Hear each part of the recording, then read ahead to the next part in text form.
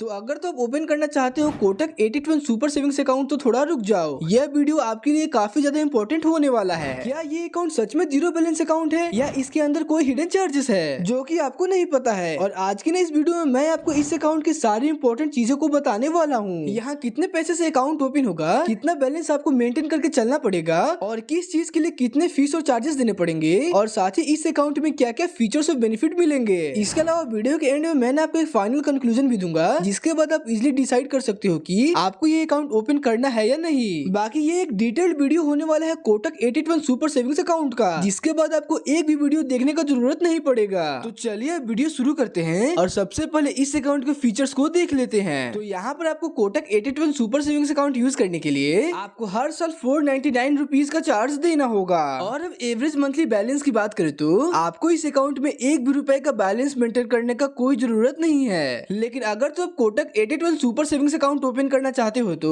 आपको यहाँ पर 10,000 रुपए का इनिशियल फंडिंग करना पड़ेगा। इट मींस अगर तो आप ये वाला अकाउंट ऑनलाइन खोल रहे हो तो आपको वहाँ पर यूपीआई से 10,000 रुपए ट्रांसफर करने होंगे, और अगर तो आप ये ऑफलाइन खोल रहे हो तो आपको वहाँ पर 10,000 रुपए जमा करने होंगे। और अब आप सोच रहे होंगे ये एक जीरो बैलेंस सेविंग्स अकाउंट है तो इसमें 10,000 रुपए की इनिशियल फंडिंग कैसी। तो देखो ये अमाउंट आपको अकाउंट ओपन करने के लिए चाहिए होता है, उसके बाद चाहो तो आप ये पैसे को यूज कर सकते हो और अपने अकाउंट में जीरो बैलेंस मेंटेन कर सकते हो। और अब इंटरेस्ट रेट की बात करें तो आपको यहाँ पर एक्टिव मनी के साथ 5.50% पर एनम तक इंटरेस्ट भी मिल जाता है। इसके अलावा आपको यहाँ पर मंथ एक 10,000 रुपए का ट्रांजेक्शन भी दिखाना होगा, और अगर तो आप मंथ में 10,000 रुपए का ट्रांजेक्शन दिखाते हैं तो आपको यहाँ पर साल में 6,000 रुपए तक कैशबैक भी मिल जाता है। तो चलिए अब आगे बढ़ते हैं और अब ना हम बात कर लेते हैं अगर तो आप ब्रांच जाकर कैश ट्रांजेक्शन करते हो तो उस पे क्या चार्जेस हैं। अगर तो आप ब्रांच में जाकर कैश ट्रांजेक्शन यानी कैश विड्रॉल या कैश डिपॉजिट करते हो तो आपको यहाँ मंथ में 2 फ्री ट्रांजेक्शन देखने को मिल जाता है। इसके अलावा अगर तो ब्रांच में जाकर 1 लाख तक कैश डिपॉजिट या कैश विड्रॉल कर लेते हो तो वहाँ भी कैश ट्रांजेक्शन लिमिट खत्म हो जाता है। अब मान लीजिए आपने ब्रांच से 2 कैश ट्रांजेक्शन कर लिए या फिर सिर्फ एक ही ट्रांजेक्शन में 1 लाख की लिमिट कंप्लीट कर ली तो इन दोनों में जो भी पहले होगा उसके बाद की कैश ट्रांजेक्शन पे चार्जेस लगेंगे। लेकिन अगर तो आप ट्रांजेक्शन की फ्री लिमिट क्रॉस कर देते हो और उसके बाद भी ट्रांजेक्शन करना चाहते हो तो आपको यहाँ पर 1000 पे 5 रुपए के हिसाब से चार्जेस पे करने होंगे, और बैंक आपको यहाँ मिनिमम 150 रुपीज का चार्ज लगा सकता है। इट मींस अगर तो आप अपनी लिमिट से 10 रुपए भी ज्यादा डिपॉजिट या विड्रॉ करते हो तो आपको उसके लिए भी 150 रुपीज का चार्ज देना होगा। और अगर जो अभी भी समझ नहीं आया तो वीडियो को पॉज करके एग्जाम्पल से समझ सकते हो, और उसके बाद भी समझ नहीं आया तो मुझसे कमेंट्स में पूछो।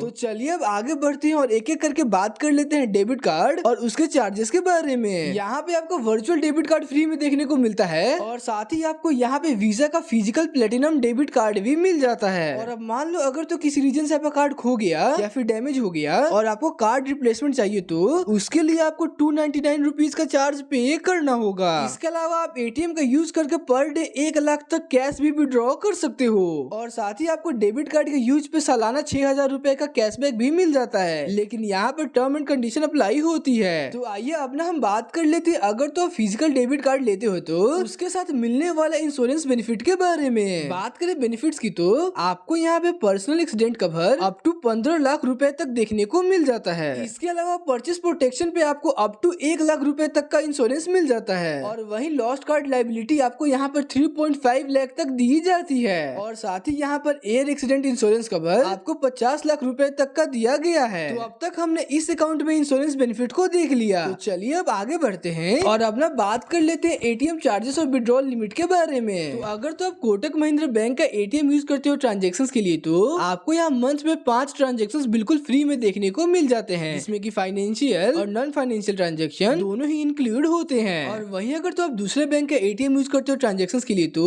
यहाँ भी आपको मंथ में 5 ट्रांजेक्शन फ्री में देखने को मिलते हैं, जिसमें कि फाइनेंशियल और नॉन फाइनेंशियल ट्रांजेक्शन दोनों ही इंक्लूड होते हैं। लेकिन अगर तो आप ट्रांजेक्शन की लिमिट क्रॉस कर दी तो आपको पर फाइनेंशियल ट्रांजेक्शन 23 रुपीज का चार्ज देना होगा, और वहीं पर नॉन फाइनेंशियल ट्रांजेक्शन आपको 10 रुपीज का चार्ज देना होगा। इसके अलावा अगर तो किसी भी रीजन से आपका ट्रांजेक्शन डिक्लाइन होता है तो आपको उसके लिए 25 रुपए का चार्ज देना होगा। और अब चेकबुक की बात करें तो साल में आपको एक चेकबुक बिल्कुल फ्री मिल जाता है। और अब आप में से बहुत से लोग कंफ्यूज हो जाएंगे कि आखिरकार ये फाइनेंशियल ट्रांजेक्शन और नॉन फाइनेंशियल ट्रांजेक्शन होता क्या है, तो चलिए उसे भी क्लियर कर देता हूँ। तो देखो भाई, फाइनेंशियल ट्रांजेक्शन वो होता है जैसे कि आप एटीएम में जाकर कैश विड्रॉ करते हो, उसे हम फाइनेंशियल ट्रांजेक्शन कहते हैं। और वहीं अगर तो आप एटीएम में जाकर बैलेंस इंक्वायरी करते हो, मिनी स्टेटमेंट निकालते हो या पिन जनरेट करते हो तो उसे हम नॉन फाइनेंशियल ट्रांजैक्शंस कहते हैं। और इसके बाद अब हम स्टेटमेंट्स और अलर्ट की बात करें तो अगर तो आप ईमेल पे स्टेटमेंट लेते हो तो उसके लिए आपको 1 भी रुपए नहीं देने पड़ेंगे। लेकिन वहीं अगर तो आप बैंक से फिजिकल स्टेटमेंट लेते हो तो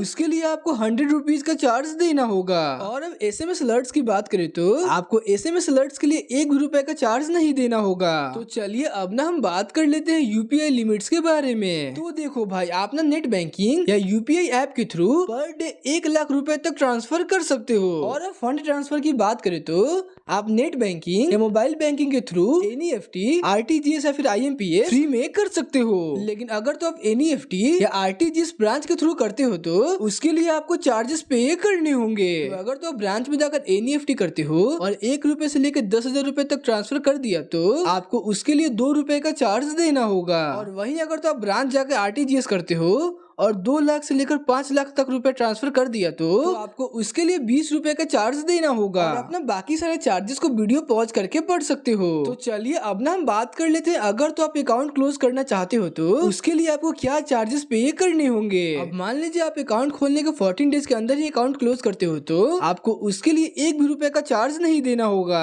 लेकिन वही अगर तो आप अकाउंट खोलने के 14 डेज के बाद और 184 डेज के अंदर अकाउंट क्लोज करते हो तो आपको यहाँ पे 600 प्लस 18% GST पे करने होंगे। और वहीं अगर तो आप अकाउंट 184 डेज के बाद क्लोज करते हो तो वहाँ भी आपको 1 भी रुपए का चार्ज नहीं देना होगा। तो चलिए अब लास्ट में बात कर लेते हैं एलिजिबिलिटी क्राइटेरिया के बारे में। तो अगर तो आप ये अकाउंट ओपन करना चाहते हो तो आपकी एज मिनिमम 18 साल होनी चाहिए और साथ ही आपके पास एक इंडियन रेसिडेंट भी होना चाहिए। इसके अलावा आपके पास एक एक्टिव मोबाइल नंबर भी होना चाहिए और साथ ही आपका मोबाइल नंबर आपके आधार कार्ड से लिंक्ड होना चाहिए। और अगर जो आपका नंबर आपके आधार से लिंक्ड नहीं है और आप घर बैठे अपना नंबर अपने आधार कार्ड से लिंक करना चाहते हो तो आप ये वाला वीडियो चेकआउट कर सकते हो। वीडियो का लिंक आपको डिस्क्रिप्शन बॉक्स में या वीडियो आपको आई बटन पर शो हो रहा होगा। तो चलिए अब एक एक करके बात कर लेते हैं। अगर तो आप ये वाला अकाउंट खोलते हो तो आपको कौन सा डॉक्यूमेंट देना पड़ेगा। तो देखो भाई, यहाँ पर अकाउंट ओपन करने के लिए सबसे पहले आपके पास आधार कार्ड होना चाहिए, इसी के साथ ही आपके पास पैन कार्ड भी होना चाहिए और साथ ही एक पासपोर्ट साइज फोटो भी होना चाहिए। और इसी के साथ हमने इस अकाउंट के सारे इंपॉर्टेंट पार्ट को कवर कर लिया। बाकी अगर जो चैनल पे नए हो तो मेक श्योर सब्सक्राइब कर लेना, क्योंकि हमें ना बहुत जल्दी हिट करने हैं 1K सब्सक्राइबर। मैं मिलता हूँ आपसे नेक्स्ट वीडियो में एक नए टॉपिक के साथ। तब तक के लिए हैप्पी बैंकिंग।